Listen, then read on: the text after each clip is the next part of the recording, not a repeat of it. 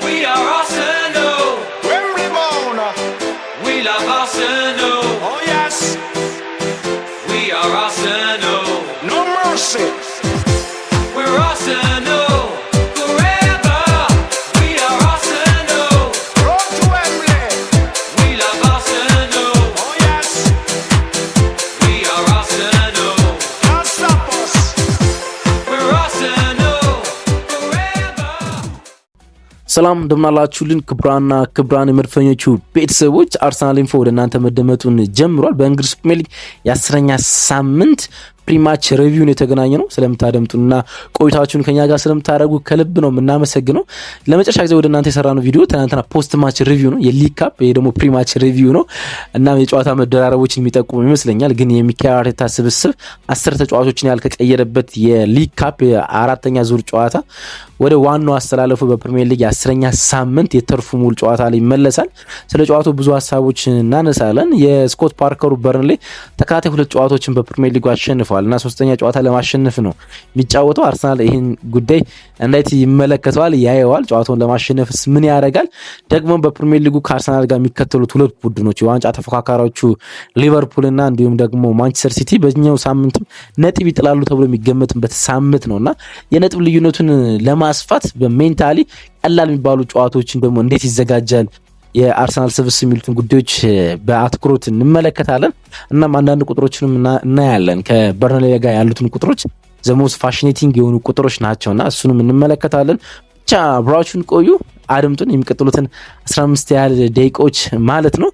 እናም የእናንተ ግምቶቻችሁን አስቀምጡልን። ጨዋታው ማን ያሸንፋል? በርንሌ ከአርሰናል ጨዋታው ስንት ለስንት ይጠናቀቃል? ጎሎችን ማን ያስቆጥራል? ጻፉልን። ስጽፉልን ስማችሁን እና ምጽፉልን ከተማ ወይም ሀገር አብራችሁ አስቀምጡልን። ትክክል ከሆናችሁ በፖስት ማች ሪቪው እሑድ ማለዳ ላይ ስንገናኝ ስማችሁ እናነሳለን ማለት ነው። በፖስት ማች ሪቪው እንዲሁም ደግሞ አክኖሌጅመንት እንሰጣለን ማለት ነው። አብራችሁ ስለምትቆዩ ደግሞ ሀሳብ አስተያየቶቻችሁን ሰብስክራይብ አድርጋችሁ ስለምትሰጡን ቪዲዮን ሲጀምሩ ደግሞ ላይክ ስለምታደርጉ ከልብ ነው የምናመሰግነው። ከመሸጋገሪያ ሙዚቃ በኋላ እንመለሳለን። በርንሌ ከአርሰናል የእንግሊዝ ፕሪሚየር ሊግ የ10ኛ ሳምንት መርሃ ግብር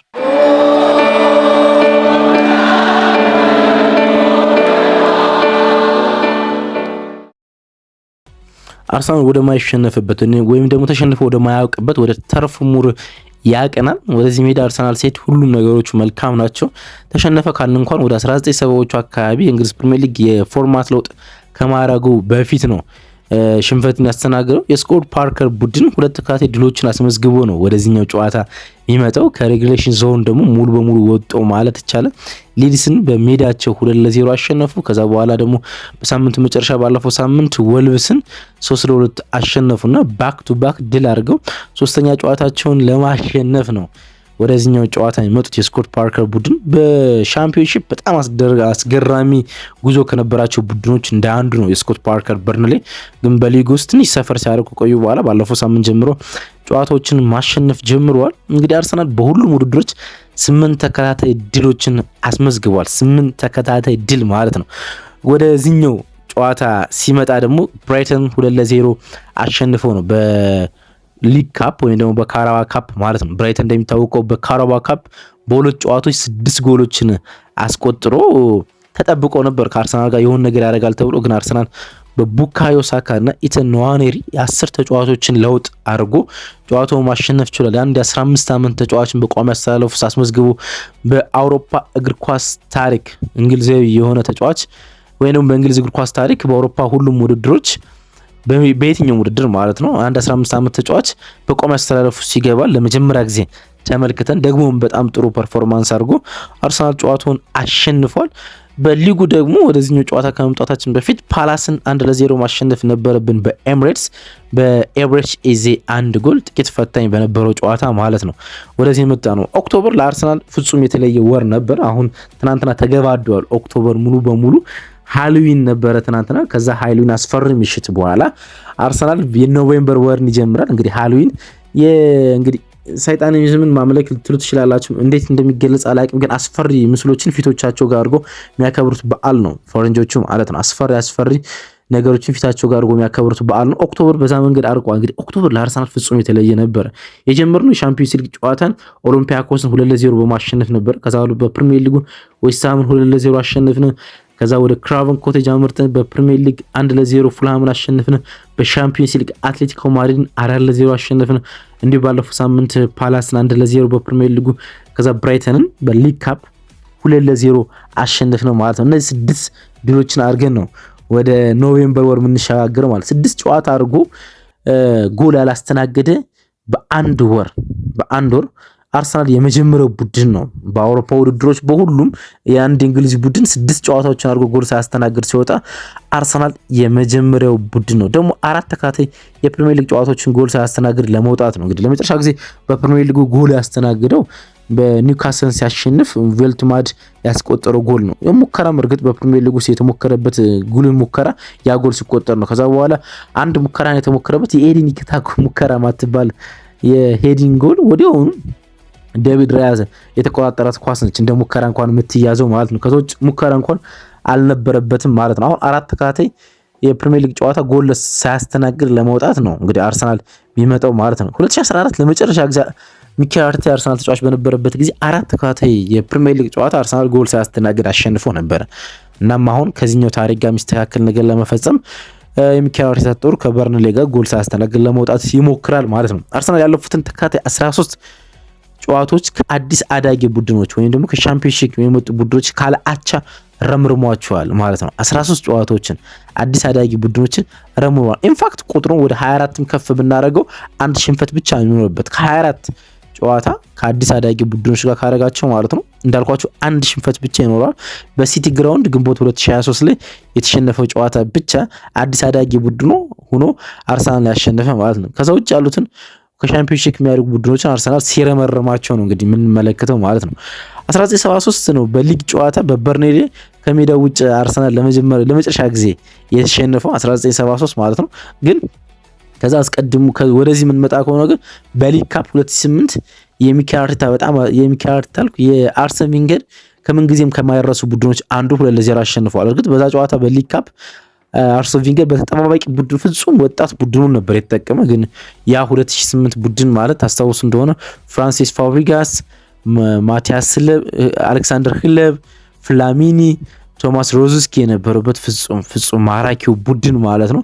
ያ ቡድን የነበረበትን ጊዜ 2008 በሊግ ካፕ በርንሌ አሸንፈው ነበር። ከዛ ውጭ አሸንፈውን አያውቅም በቅርብ ጊዜ ማለት ነው። የመጨረሻ ግንኙነታቸው ደግሞ 2024 ነው። ከመውረዳቸው በፊት 5-0 አርሰናል በተርፉ ሙሉ ያሸነፋቸው ማለት ነው። ካይ ሃቨርትዝ፣ ሊያንድሮ ትሮሳርድ፣ ማርቲን ኦዲጋርድ፣ ቡካዮ ሳካ ደግሞ አንድ የፍጹም ቅጣት ምት ጎል አስቆጥሮ አርሰናል 5-0 ያሸነፈበት ጨዋታ የሚታወስ ነው። ለመጨረሻ ጊዜ ማለት ነው አርሰናል ሲያሸንፋቸው ነው። በርንሌ እንግዲህ እንዳልኳችሁ ተከታታይ 2 ድሎችን አስመዝግቧል በሊጉ ወልቭስንና ሊድስ ዩናይትድን በማሸነፍ በዚህ ውድድር ዓመት ካሸነፋቸው ጨዋታዎች 2ቱ አዲስ አዳጊ ቡድኖችን ነው ያሸነፋቸው። ሰንደርላንድን እንዲሁም ሊድስን አብረዋቸው ያደጉ ቡድኖችን ማለት ነው። ወልቭስንም የሊጉ ግርጌ ላይ የሚገኙትን ቡድን ማሸነፍ ችሏል። አሁን ተከታታይ 3 ጨዋታ ለማሸነፍ ነው ወደዚህ ውድድር የሚመጡት። ግን ተከታታይ 2 ድል ሲያሸንፉ ጥሩ ፎርም ላይ እንዳሉ የሚጠቁም ደግሞ ሌላ ነገር አላቸው። በሁሉም ውድድሮች ያለፉትን 6 ጨዋታዎች የስኮት ፓርከሩ በርንሌ ጎሎችን ማስቆጠር ችሏል እና ጎል ለማስቆጠር የሚችል አይነት ቡድን ነው። እንዴት ነው አርሰናል ላይ ጎል ማስቆጠር የሚችለው የስኮት ፓርከር ቡድን የሚለው ሌላ ፈተና ቢሆንም ግን ጎል ለማስቆጠር የሚረዳቸው ነገር ያደርጋሉ ተብሎ ይጠበቃል እና አርሰናል ከ1975 በኋላ ለማሸነፍ ጨዋታቸውን ያደርጋሉ። እንደ ቡድን ዜና የምናነሳው ነገር አለ ወደ ታክቲካዊ ጉዳዮች ከመምጣታችን በፊት ማለት ነው። በቡድን ዜና በአርሰናል በኩል ውስጥ አዳዲስ ጉዳት በበርንሌው ጨዋታ ላይ አልተመዘገበም። ግን ማርቲኔሊ ጥቂት ደግሞ ሳሊባ፣ ሪካርዶ ካላፊዮሪ ጥቂት ጉዳቶች ነበሩባቸው እና ለጨዋታው ይድረሱ አይድረሱ ሚኬል አርቴታ ዛሬ ለጋዜጠኞቹ የሚሰጠው ኢንተርቪው የሚጠበቅ ይመስለኛል። ሚኬል አርቴታ ምን ይላል የሚለው የሚጠበቅ ይመስለኛል። በተመሳሳይ ግን ኖኒ ማዶኬ እንዲሁም ማርቲን ኦዲጋርድ፣ ካይ ሃቨርትዝ፣ ልምምድ የተመለሰው ጋቢ ጄሱስ ሁሉም ከኢንተርናሽናል ብሬክ በፊት አይመለሱም። ከኢንተርናሽናል ብሬክ በኋላ ግን ይመለሳሉ። ሳሞን አንዳንድ ተጫዋቾች ለኤንኤልዲ ይደርሳሉ። ኤንኤልዲ ማለት ኖርዝ ለንደን ደርቢ ማለት ነው። ለቶተንሃም ስፐር ጨዋታ ከኢንተርናሽናል ብሬክ በኋላ ይመለሳሉ ተብሎ ይጠበቃል። በበርንሌ በኩል ጆርዳን ባየር፣ ዜኪ አሜዶን፣ ኮኖር ሮበርት አሁንም በጉዳት ከአርሰናል ጨዋታ ውጭ ይሆናሉ። የእነሱ በጣም ወሳኝ ከሆኑ ተጫዋቾች አንዱ ኦጎቹኩ ይመለስላቸዋል። ሌስሊ ኦጎቹኩ እንግሊዛዊ ተጫዋች የቀድሞ ቼልሲ አማካይ ማለት ነው። ይመለስላቸዋል። በወልቭስን ባሸነፈበት ጨዋታ ላይ በአስገዳጅ ጉዳት ወጥቶ ነበር፣ ግን ለዚህኛው ጨዋታ እንደሚመለስ ነው እንግዲህ የተሰማ። ይሄኛው የበርንሌ ጨዋታ አርሰናል ዘንድሮ ካረጋቸው ጨዋታዎች በትንሽ በመልኩ ይለያል። እንግዲህ አርሰናል የሚጠበቅበትን ወይም ደግሞ ላለፉት ዓመታት ነጥብ ሲያስጥሉት የነበሩ ቡድኖችን በተከታታይ ሲያሸንፍ ተመልክተናል። ስለዚህ ምን ጠብቀውን ፊክስቸርስ እያሸነፈ ነው። ኒካስል ልትሉ ትችላላችሁ፣ ወይም ዌስትሃም ወይም ፉልሃም ወይም ደግሞ ባለፈው የውድድር ዓመት በአቻ ውጤት የተጠናቀቀ የፓላስ ጨዋታ ጨምሮ ማለት ነው። እንደዚህ ኤክስፔክት የሚደረጉ ጨዋታዎችን በሙሉ አሸንፏል። ግን እንደዚህ ቅርታ ያሸንፋል ተብሎ 100% የሚጠበቀውን ጨዋታ ቀላል ነው ተብሎ የሚዲያ ግምት የሚሰጠው ተጫዋቾችም ደግሞ በሜንታሊ ቀላል ነው ብሎ የሚያስቧቸውን ጨዋታዎች እንዴት ያደርጋቸዋል ተብሎ የሚጠበቀው ከሚጠበቅባቸው ጨዋታዎች እንደ አንዱ ነው ምለው። አንደርስታንድ አድርጋችሁኝ ከሆነ ይሄን ጨዋታ ሚዲያው በሙሉ አርሰናል ያሸንፋል ብሎ ይገምተዋል። አርሰናል ተጫዋቾችም ኤክስፔክቴሽናቸው እንደዛ ነው። ጨዋታውን በቀላሉ እንደሚያሸንፉት ያስባሉ። ስለዚህ እንደዚህ ቀላል ግምት የሚሰጠውን ጨዋታ እንዴት ፐርፎርም ያደርገዋል፣ ያልተጠበቀ ነገር እንዳይከሰት ምን ያደርገዋል ምን የሚጠበቅ ነው። አንዳንድ ጊዜ ኤክስፔክቴሽን ዝቅ ሲል ለጨዋታው የሚሰጠው ግምት ዝግጅትም እንደዚህ ይወርድና ያልተጠበቀ ውጤት እንዲመዘገብ ይሆናል እና አርሰናል ያልተጠበቀ ውጤት እንዳይመዘገብበት ምን ያደርጋል የሚለው በጨዋታው ውስጥ የሚጠበቀው ጉዳይ ይመስለኛል። ምክንያቱም በትኩረት ለሊጉ እያንዳንዱ ጨዋታዎች ውስጥ በጣም አስፈላጊ ነው። ካይ ዋከርን ጨምሮ በጣም ጥሩ ተጫዋቾች ደግሞ አላቸው። ባለፈው ሳምንት ወልቭስን ሲያሸንፉ 2 አሲስትና 2 ጎል ያስቆጠሩ ተጫዋቾች አሏቸው። ስማቸውን ዘነጋሁት፣ ይቅርታ አድርጉልኝ። እና ጥሩ ተጫዋቾችም አላቸው። ስኮት ፓርከርም ደግሞ በጣም ጥሩ ተጫዋች ነው እና መዘናጋቶች የሚኖሩ ከሆነ ያልጠበቅነው ነገር ሊኖር እንደሚችል መናገር ይቻላል። ጨዋታው ለአርሰናል ምቾት እንደሚፈጥር መናገር ይቻላል። ስኮት ፓርከር ፍጹም የመከላከል ቡድን ስለማይገነባ ማለት ቢከላከል የሚያምርበት አይነት ቡድንን መገንባት ስለማይችል ለአርሰናል ስፔስ የሚያገኝበት ጨዋታ ነው። በተለይ ደግሞ ለቪክተር ዮኬሬሽ እንደዚህ ጨዋታዎች በጣም መልካም ይሆናሉ እና በጨዋታው መጠናቀቅ ውስጥ ቪክተር ዮኬሬሽ የሆኑ ያህል ጎሎችን አስቆጥሮ ሊወጣ እንደሚችል መናገር ይቻላል። እንግዲህ ወደ ተርፍ ሙር ወደ ላንክሼር እናመራለን። ከዛ በኋላ ወደ ምስራቅ አውሮፓ አቅንተን ወደ ሄደን የቼክ ሪፐብሊኩን ስላቪያ ፕራጋ እንጫወታለን። ተመልሰን ደግሞ እንዲሁ ከሜዳችን ውጭ ከሰንደርላንድ ጋር መጫወት ይኖርብናል ማለት ነው። ወደ ደቡብ እንግሊዝ አቅንተን ማለት ነው። ስለዚህ 3 ተከታታይ የሜዳ ውጭ ጨዋታዎችን አድርገን ነው ወደ ዓለም አቀፍ እረፍቶች የምናቀና ማለት ነው። ስለዚህ ትኩረቶች በጣም አስፈላጊ ናቸው። በረራዎች ይበዛሉ። ስለዚህ ድካሞች በሚቀጥሉት አንድ ሳምንት ውስጥ 3 ትራቭሎች ስለሚኖሩ ድካሞች በሚገባ አሉ ብሎ መናገር ይቻላል። እንግዲህ እንዳልኳችሁ የበርንሌ ጨዋታ ለአርሰናል አስፈላጊ ነው። ምክንያቱም አንዳንድ ፊክስቸሮች በዚህ ሳምንት በጣም ተጠባቂ ናቸው። ለምሳሌ ሊቨርፑል ከአስቶን ቪላ ጋር መጫወት አለበት። አስቶን ቪላ ያለፉትን 6 የሊግ ጨዋታዎች ምንም አይነት ሽንፈት አላስተናገድም።